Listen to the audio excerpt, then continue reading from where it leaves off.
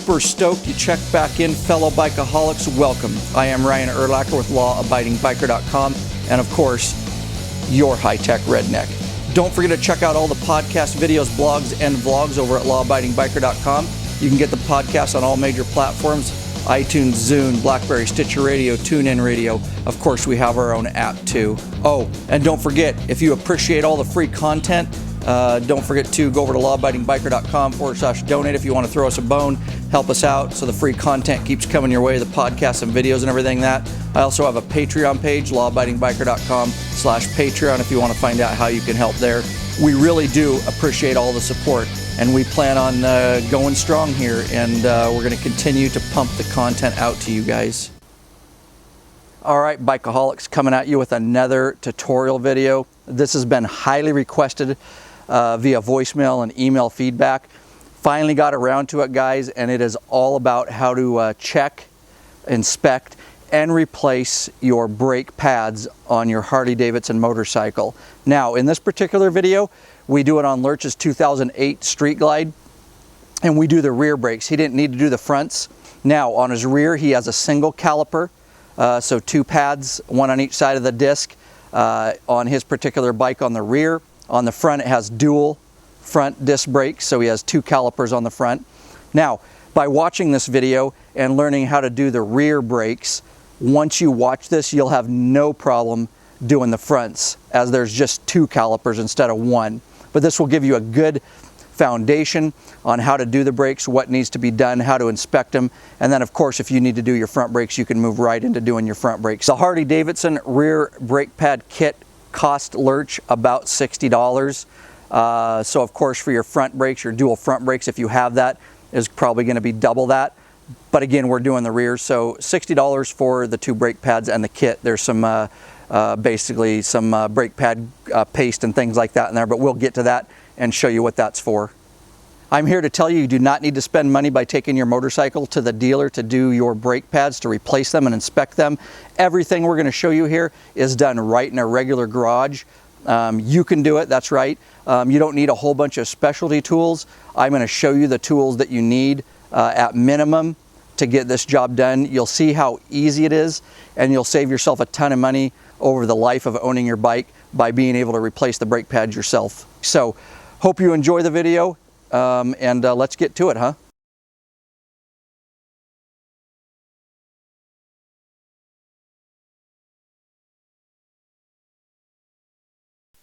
All right, this is a basic set of tools that you will need to replace your brake pads. Laid out on the workbench here, of course, a simple pair of needle nose, a regular Phillips screwdriver, a standard flathead screwdriver, a 5mm Allen. You can use an L Allen or a multi-tool Allen. I just have a T handle. That seems to work fine. And you'll need a 3/8" ratchet.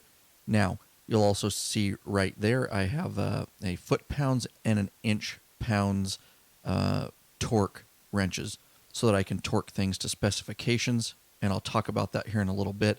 On the end of those torque wrenches right there, that one is a 5mm Allen on a socket. The other one is a 5/16 Allen on a socket. Now let's talk about torque wrenches. I strongly encourage you to torque everything to specifications. I encourage you to get torque wrenches, do everything properly. Have I done it in the past without them? Yes, I have. But you fully take that risk yourself by not properly torquing things. We don't take any liability here at Law Abiding Biker Media. So if you choose to do it and just crank them down with wrenches, that's your call. We're telling you it can be done without them if you choose to take the risk, but definitely we encourage you to use torque wrenches and crank them to the proper specifications. All right, let's get at this thing, huh? All right, this is the actual brake kit that we bought. It is Harley Davidson part number 41852-08B as in boy. It comes with everything you need. It's got the pads there. It's got some some paste for the backing of the plate. We'll get to that when we get started. And then some templates there. But we'll show you how to use this thing. All right, all we're doing here is getting the bike up on the jack, motorcycle jack. That's an actual $80 jack. I just bought it at an auto parts store. I've had it for years. There are much better ones out there. When I get some money, I would love to buy a better one, but it does work. And just cranking the old jack up there, and Lurch, of course, is holding the bike for me. And then always make sure here I put the safety lever down. That's a catch in case the hydraulics fail. The bike won't fall on you. It will actually catch it. So make sure you always do that. And then once we get it up there, we'll go into strapping it down here. All right, all we're doing here is just placing some ratchet straps. Good old ratchet straps, nothing special. We put one in front across the frame, one in back. Always make sure you do that, guys. Last thing you need is wiggling that bike around for it to fall on you. All right, this is the actual kit laid out on the workbench. What Lurch is doing right now is those little stickers there, that's a template. And those come with the kit, and they're a little sticker, so he's just peeling the backing off, and then he's going to place the sticker. Now, this is not on the brake pad, guys. The brake pads are down towards the bench. This is the metal plate, the back of it. He's going to put that on, fit it real well. He's going to do it to both of them. And all that is a little template for the brake. It's a little paste, they call it brake paste, that comes with it. And in those little circles there, we're going to put that paste, and he's just going to do a little amount, and then he'll spread it with his finger. Not only does it get the paste in the correct place on that plate, it also measures, the width. You don't have it on there too thick. And we have a scraper. You'll see in a minute. We actually will scrape it across. But he's going to put that on both, that paste, and he's just going to do it to the other one, and then we'll scrape it so it's all level. All right, and he's got both templates on. He's just rubbing the grease around, and this is because it's metal-to-metal contact. The pistons and the caliper will come up against this, keeps from squeaking and rattling and things like that. So he'll spread that around real good. Once he's got it spread around within those circles and those templates, he'll use that scraper he just pointed at, and we'll scrape it level so that the paste is not on there too thick. Lurch has his little scraper there, and again, it'll scrape right across that template, and it will get it to the right thickness. So dual-purpose templates there. He'll do it to both of them, and then we will get to the next step and peel those off. All right, and he's got both of them level, got it in the circles, and he's simply going to pull both those stickers or templates off there, and we'll be good to go, and we'll head over to the bike. And here's our rear caliper. We've just set a rag over there, or a towel, to protect the exhaust, and it gives us somewhere to lay the caliper, or if we drop it. All right, Lurch is pointing at there is called a brake pad pin, and that goes all the way through. This kit actually came with a new one. It's a thicker diameter, so they must have changed something along the way, but we will be replacing it with the one that came in the kit. Now, at the very top is a retaining or safety clip that makes sure that the pin cannot back out. And all Lurch is going to do is use some needle nose pliers. He's going to pop that pin, and now we can successfully start backing that brake pad pin out. Yeah, that's a 5mm Allen T-handle. Yeah, I know, metric on a Harley. There you go. Moving down to the two main caliper bolts that hold it together. They are 5/16. That's a 5/16 Allen on a socket that Lurch is using. Now, those can be fairly tight, guys. That's normal. They're torqued pretty good, so don't worry about that. Once he gets both of those broke, and out most of the way, he'll go ahead and get those out the rest of the way with his fingers, and we're one step closer to breaking this caliper apart. All right, we've removed the two main bolts there. You notice the brake pad pin is still in. Lurch is just going to go ahead and lift this caliper right up over the rotor there, and once he gets off, he's going to lay it on our handy-dandy towel that we have ready to go. We're going to move up to the right front of the bike, and we're going to locate the master cylinder for the rear brake, and we're actually going to take that cap and we're going to break the seal. And the reason is, over time, those brake pads in the rear have gotten really thin, and so more fluid has went to the back to make sure that those continue to pinch and make contact with the rotor. Well, we're going to go back here in a minute. We're going to actually pry those pads apart, and all that fluid back there needs to go back up front and into the master cylinder there. So we're going to take the pressure off of it, and it'll make it much easier and to pry those pads apart. All right, let's move to the back. All right, you'll notice the brake pad pin is still in. We removed the safety clip, of course, at the beginning, but that's still in. And we're going to leave it in while we're doing this. And he's just going to take a very large flathead screwdriver and go in there, and he's going to start prying those apart. The pads, don't worry about damaging them because we're going to replace them anyways. And he's pushing those pistons back, you can see there on the outside of the plates there. And just keep working it until you get them all the way out. And that's, again, why we took that master cylinder cover off, because all that fluid now is pushing back up front, and it takes the pressure off so you can spread those easier. And just beware, because fluid may have been low over time, because it's pushing to the back. Somebody may have put it in, more fluid in, and so when you're taking and spreading those plates apart, then of course all that fluid can rush back up. It can leak. Make sure you put a rag under here. That is .4. It can remove paint and stuff. So just set up a rag like we did and make sure that you're catching that fluid from getting on paint. Now that they're spread, we're just going to remove that brake pad pin with that 5mm Allen. And of course, we just slid the pads right out of the caliper. Once that pin was out, they pop right out. Those are wear indicators, those lines. And basically, when those disappear, it's time to get brakes, like now. I like to do them. You can see on the side there, there's not much left on that. And then you can see the other one in his left hand there, when he turns it on the side, how much more pad it has. But I basically like to, there's the new one right there, he turned on the side. So I like to replace my brakes long, at least quite a bit before you're all the way through the wear indicator. That way you don't go on a long trip and end up with metal to metal. So those are your indicators. Just taking the new pads, putting them back up in the caliper. Make sure, guys, that you keep them clean. He put on a new pair of gloves. No grease on those pads whatsoever. It can glaze them. It'll screw them up. You don't want to do that. So nice, clean gloves. As you can see, he's getting the other pad back up in there. There you can see those round circles of grease that we did at the very beginning with those templates.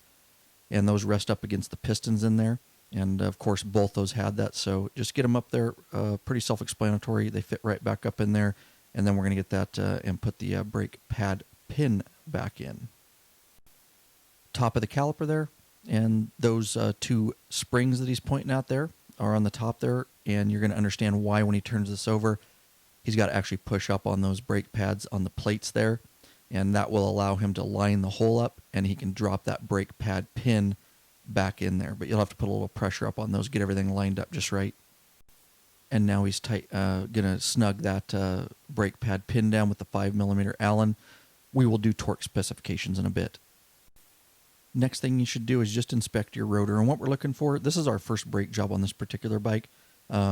But, you're looking, if you did get through those pads all the way, you would have metal-to-metal contact. You'd have grooves all the way around. You would need to replace that rotor. Also know that that rotor is supposed to be a specific thickness, and they do make a tool called a micrometer that you can get. You can actually measure the width of make sure that it's wide enough per specifications for that bike. That's really getting detailed and technical. That is way down the road, guys, on your bike. This is our first brake change, so we're not even going to worry about it. But just know the tool is out there. Also, there's a tool, a gauge that will, a rotor gauge that will actually tell you how much run out you have. And run out basically is that brake, warped, so to speak. And so when you actually turn it, which we'll do here in a minute, you can actually visually look to see if it's turning straight or if it's kind of going side to side. That would mean it's warped a little bit, and you would have run out, which means it would be, coming out, the side of the bike, so to speak, a little bit. And they do make a gauge for that. But we're just going to visually inspect it here. We're going to turn it, make sure it looks like it's turning good. It doesn't look like it's heat warped. One of the biggest things you can do is by feel when you're actually pushing your brake. If it did have a bunch of run out or it was warped, and you may have felt it in a car before or something, you'll feel an actual pulsation in your brakes, and it'll kind of feel like it's pulsating up and down. And that's because the rotor's warped and, the brake pad's not running straight on it. So that would be your first indication. Those are just some really quick things to look at. This one looks really good, and so we don't need to do anything. If it was warped, of course, or major grooves or anything like that, you're certainly going to have to replace that rotor. But definitely inspect that each time. Make sure it's looking good. Get those really expensive gauges if you like. All right, we're back to the caliper, and we've got the brake pad pin back, and we don't have the safety clip yet, and we haven't torqued everything down to specifications, but we will get to that. Right now, we're just going to get this whole caliper unit, and we're going to get it back up over and set it on the rotor with those new brake pads. Once we do that, we're going to take the main caliper bolts, start getting those in finger tight, and then we'll crank those down from there. All right, and Lurch is just cranking those down. We're getting them snug, and of course, once we get them snug, we will torque them. All right, and so Lurch has my Craftsman torque wrench there, foot-pounds torque wrench, and he's going to crank the two bolts down to torque specifications for this 2008 Street Glide, and it is 43 to 48 foot-pounds is what he's cranking those to. You need to be sure to call your dealership or reference your service manual, because years do change on exact specifications, so you're responsible for that. And it looks like he's got them all torqued down there, and we can move on. All right, now we're just going to torque the brake pad pin back down. We're using my inch-pounds torque wrench with a 5mm Allen on a socket, and it says 75 to 102 inch-pounds for this particular model. All right, and of course, don't forget to put your safety retaining clip back in on the brake pad pin so that it doesn't back out. Really easy with a pair of needle nose there. And we're moving back up to the front of the bike to the master cylinder for the rear brake. Remember, we had that lid loose, and now we want to secure it because we're going to build pressure back up in the system. And as we stated earlier, make sure you clean everything up good. That is .4 brake fluid. It does remove paint. We weren't too worried about it down low here, but make sure it's cleaned up good. All right, and now that the cap's back on the master cylinder, we're going to pump that brake, build pressure back up in the system, and we're going to push those new brake pads up against that rotor. Doesn't take very long, as you can see. All right, now that we've pumped that brake, there you go. That's the new brake pads. That's the rear caliper, and you can see they're resting right up against the rotor like they're supposed to, and we are good to go. Awesome. Time to do some riding.